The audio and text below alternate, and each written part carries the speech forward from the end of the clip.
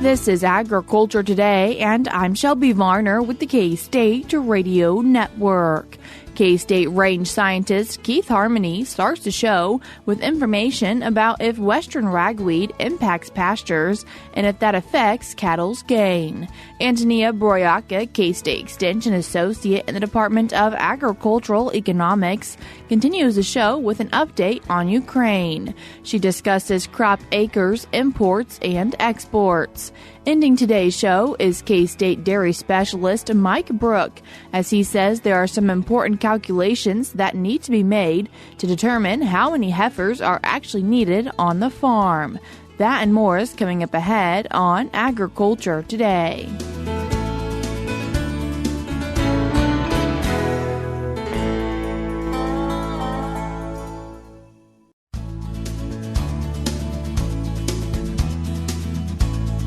You're tuned in to Agriculture Today, and we start our Tuesday show talking about a Beef Tips newsletter article titled How Does Western Ragweed Impact Pasture Production? And then to talk about it, we're joined by K-State range scientist in Hays, Kansas, Keith Harmoney. Keith, thanks for joining us today. Yeah, howdy there. Thanks for having me on. Keith, as we're talking about Western Ragweed, how are we talking about it in this context? Well, Western Ragweed is one of our most common native forbs that's found throughout Kansas rangelands, whether you're in the eastern part of the state or western part of the state.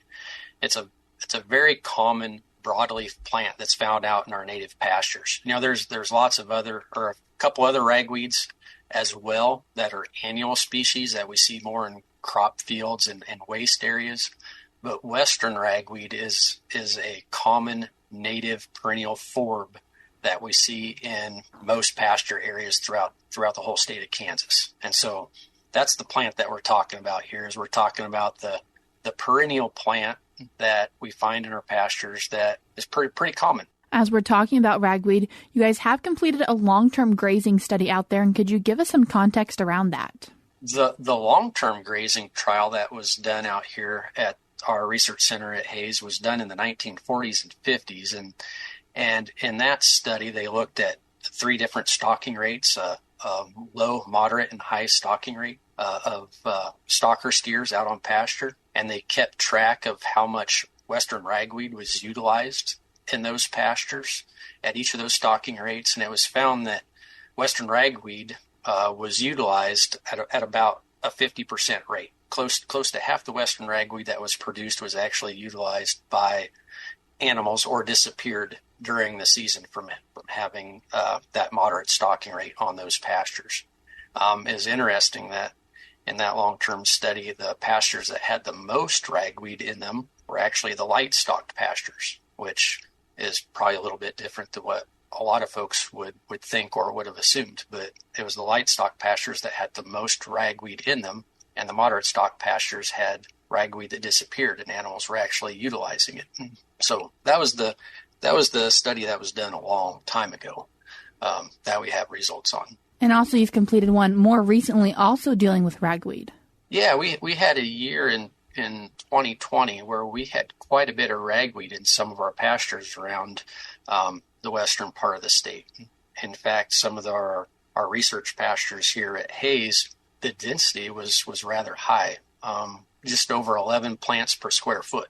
So if you were standing up and you set your feet, about shoulder width apart, and you look down in between your shoes, that's about a square foot area. And what we found was that there was just a little over 11 plants of ragweed in that 1 square foot area that you would have seen between your shoes. So that's a pretty high density. And so we thought that was a pretty good opportunity for us to do a study on in the following years on those pastures. And so that was the pretext of why we did this study. And what did you do to see how ragweed impacted pasture production for cattle? Well, we had 8 pastures available, and in 4 of those pastures, we put on a treatment of dicamba at a pretty low rate. It was a 6-ounce rate. We were looking to suppress the western ragweed, but we actually got some decent control. And so we had a significant difference in the ragweed density in the year that we treated 4 of those pastures. So 4 pastures we treated, and we controlled the ragweed, and 4 pastures we did not treat. We just let the ragweed, go through its natural course. And there was a significant difference in the density that year from the treatment. We had almost no ragweed at the end of the season in the ones we treated, and in the ones that we did not treat, we had just under 5 ragweed plants per square foot. So not as high of a density as the prior year. We got some reduction just naturally, just from precipitation events or lack thereof, but we still had a significant difference in the amount of ragweed that we had in those pastures between the spray treatment and the pastures that we didn't spray. And with that difference in ragweed, did you see a difference in animal gain? We did not see any difference in animal gain between those 2 treatments. In the first year or in the second year, we also kept track of western ragweed density and animal gain in the second year following our spray treatment. And in either year, there was no difference in animal gain. So us controlling the ragweed at the levels that we had in those pastures made no difference. Animal gains were the same both years. Is there a threshold where ragweed impacts a pasture enough that it does impact animal gain then?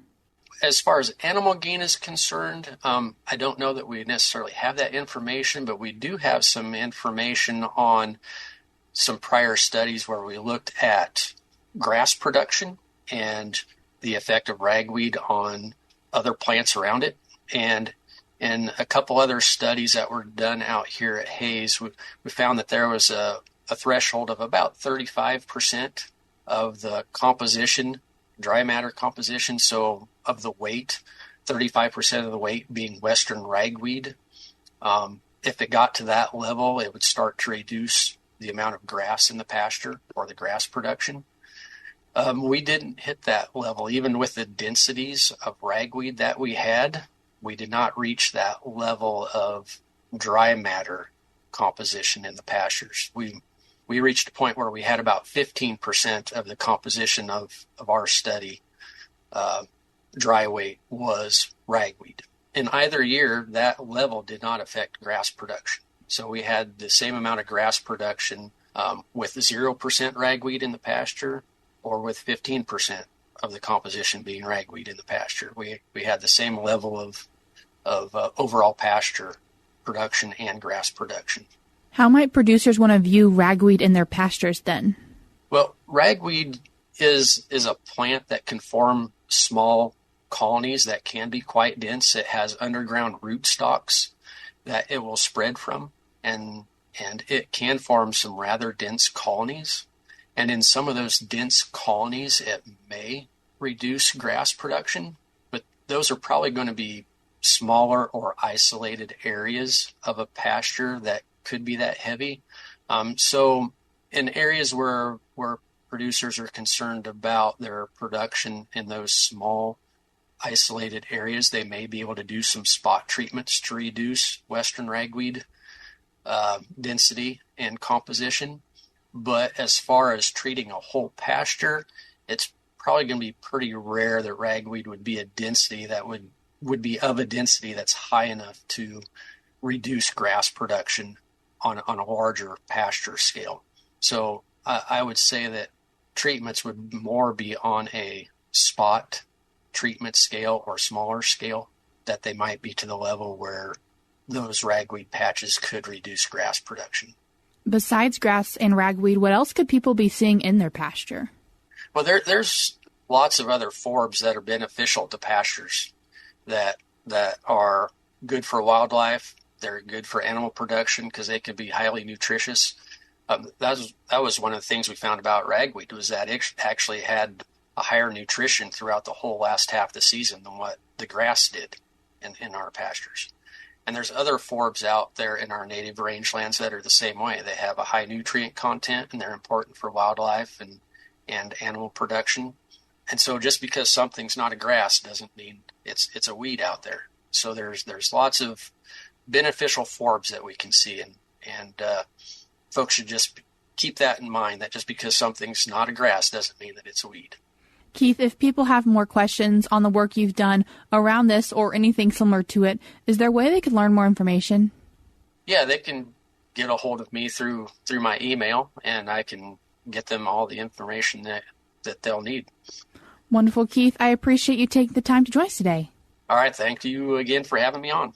That was Kansas State University range scientist Keith Harmoney, who's located in Hays, Kansas. If you'd like to read more on this topic, you can do so by reading an article titled "How Does Western Ragweed Impact Pasture Production?" I will link it in today's show notes on agtoday.net, or you can also find it by going to K-State Extension Beef Team's website at ksubeef.org. Again, that is ksubeef.org. I will link it in today's show notes as well. And while you are on KSU Beef, you can also sign up to receive their monthly e-newsletter. If you have questions about this research or other things related to it, you are welcome to reach out to Keith Harmoney by email. His email address is kharmone@ksu.edu. Again, that is kharmone@ksu.edu. I, of course, will also include that in today's show notes. And just a reminder, as we are talking about K-State Beef Extension's team, there are other resources available on their website. For example, there's a recent video talking about sustainable grazing practices with K-State Extension cow-calf specialist Jason Warner and K-State Sustainable Beef Grazing System Specialist Logan Thompson. We're cutting to a short break now on Agriculture Today, but stick around because when we come back, we'll be joined by Antonino Broyaka with an update on Ukraine.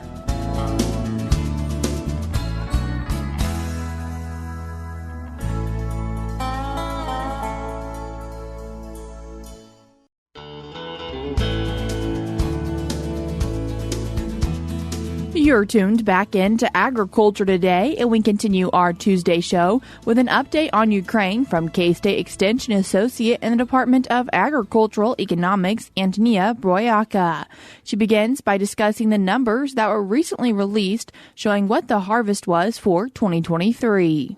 Recently, State Statistics Service of Ukraine finalized the result of grain and oilseed harvest in 2023 and also updated 2022.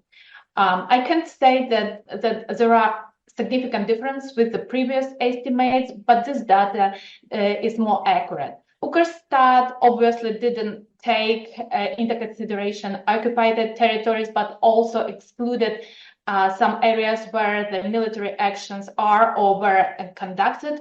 As a result, we have a little bit less shown production of wheat, as expected, amounted 21.6 million tons, but we have more corn, over 31 million tons, which is much better result than we could imagine.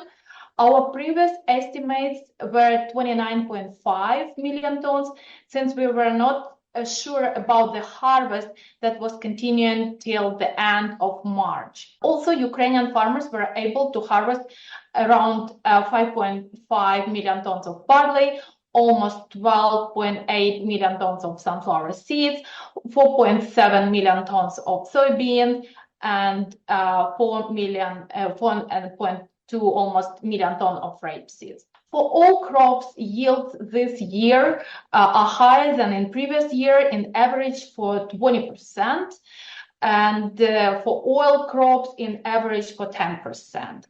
For some crops, yields were even better than in 2021, but of course our gross harvest was lower due to the loss of some territories. Next, Antonia talks about how planting has been going.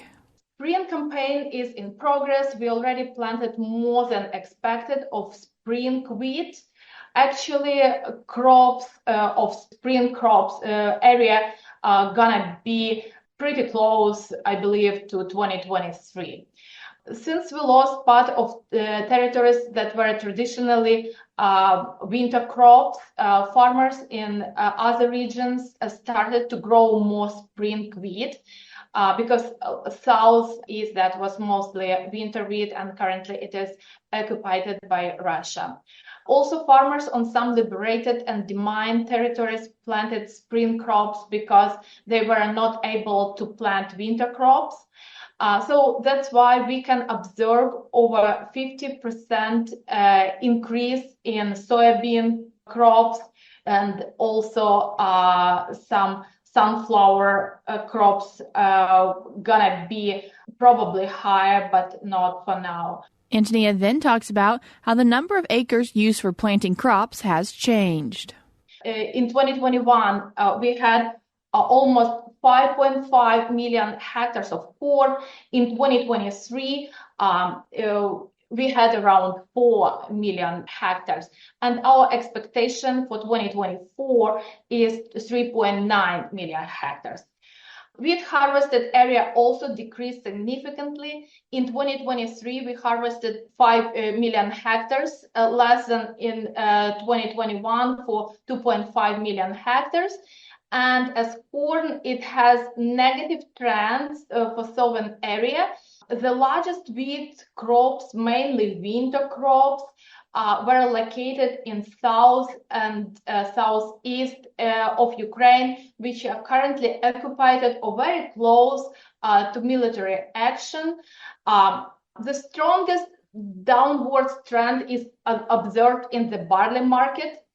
For the last decade, barley area decreased more than twice, from over 3 million hectares in 2013 to 1.5 million hectares in 2023. And next year, we expect another 200,000 hectares left. Although there is a positive trend in the barley yields, which increased over 1 million per hectare during the last decade, the gross harvest decreased almost twice due to decrease of sown areas. Again, only farmers who have high productivity remain in the sector. Many are switching to more profitable crops, or let's better say this way, that they are switching to crops that bring less losses, because actually all grain production was unprofitable since the beginning of the war. So soybeans looks like the most perspective crop in Ukraine for now. Although we had some decrease in its sown area since occupation of Crimea and Donbass by Russia, after the beginning of the full-scale invasion, it has constant increasing trend. She then talks about how exporting has been going.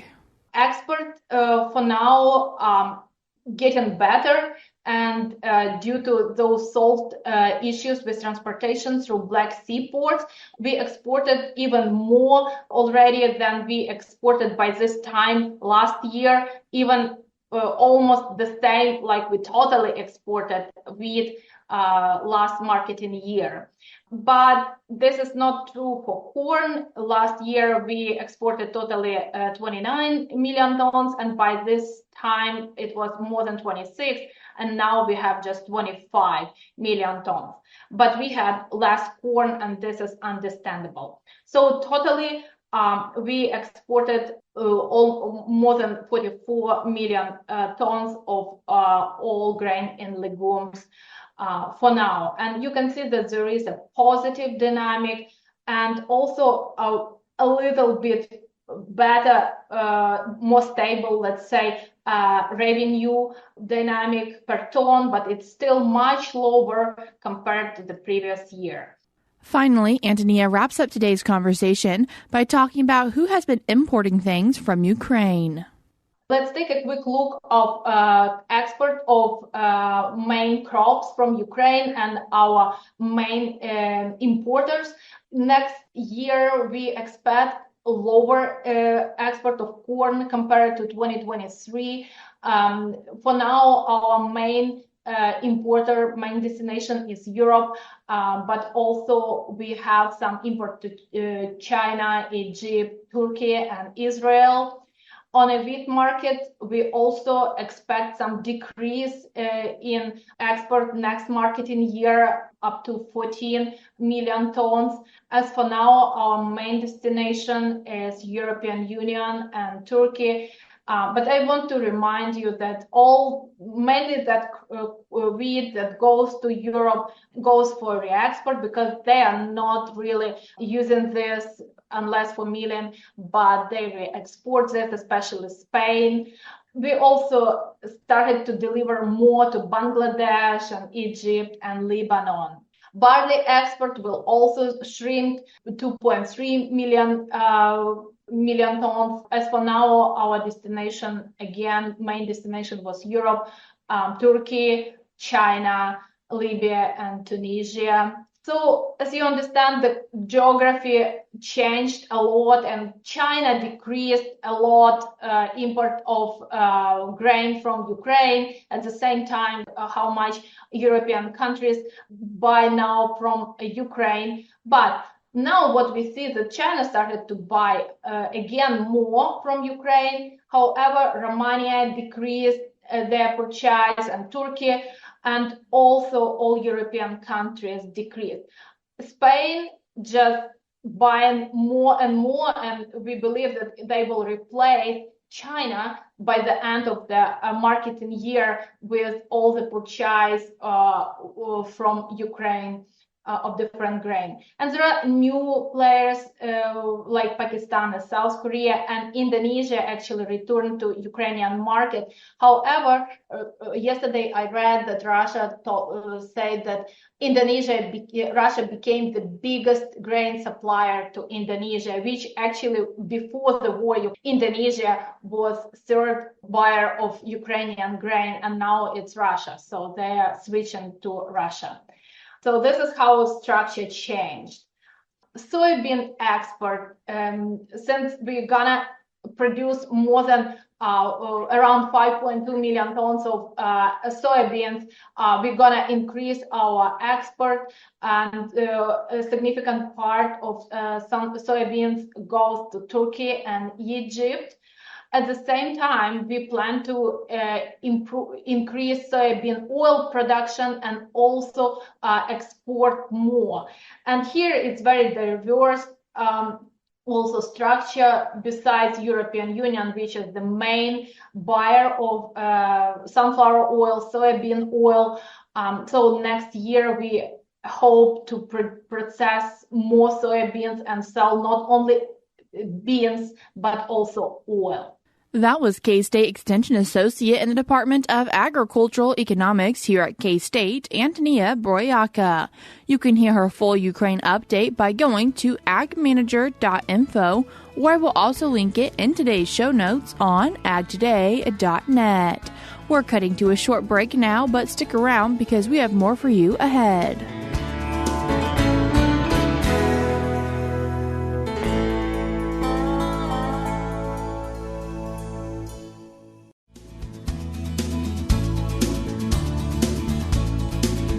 This is Agriculture Today. Along with Shelby Varner, I'm Jeff Wickman. We end today's program with this week's milk lines. With the price for heifers remaining high, dairy producers need to be sure they have enough heifer replacements on hand.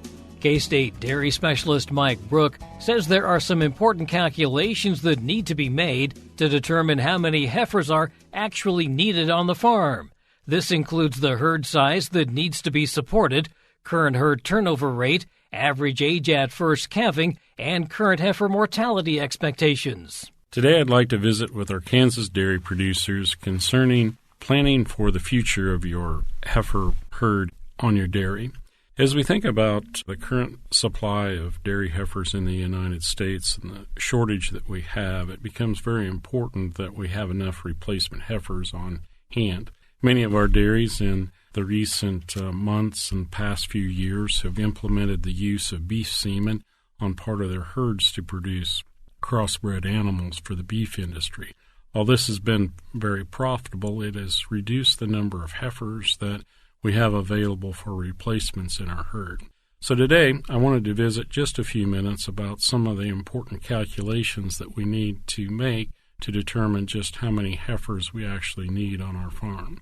First thing you need to think about is your replacement risk or your culling rate on an annual basis. What percent of your lactating herd are you currently replacing on an annual basis? Let's assume that number is 35%.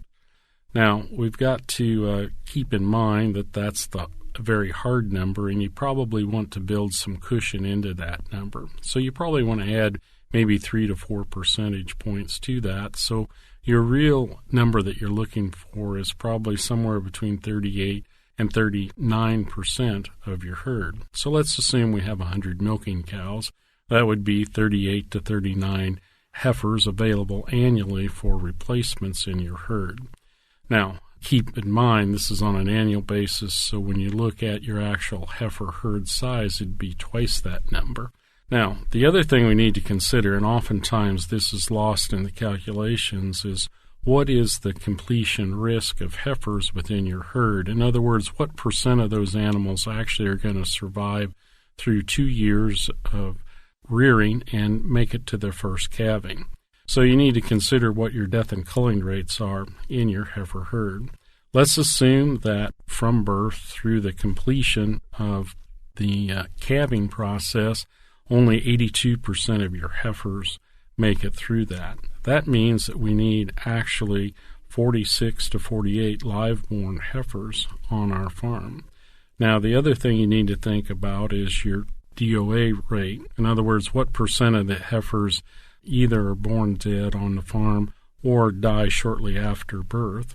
So let's say that is about 2%. That means we need another heifer or two added to that number. So our real number of heifers that we need on an annual basis would be 47 to 49, ready to be utilized in our heifer herd to make it through the next 2 years. So depending on your heat detection rate as well as your conception rates, this will start impacting the number of breedings that you need to ensure will result in the birth of a heifer calf.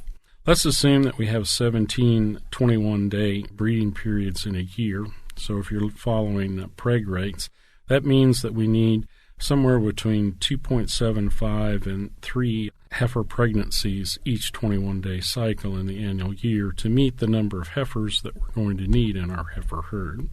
As you think about your heifer herd, again, we want to utilize the best genetics, and we need to focus on first service conception rates to ensure that we're getting the right number of heifer pregnancies as we look at our total breeding program on our dairy farm.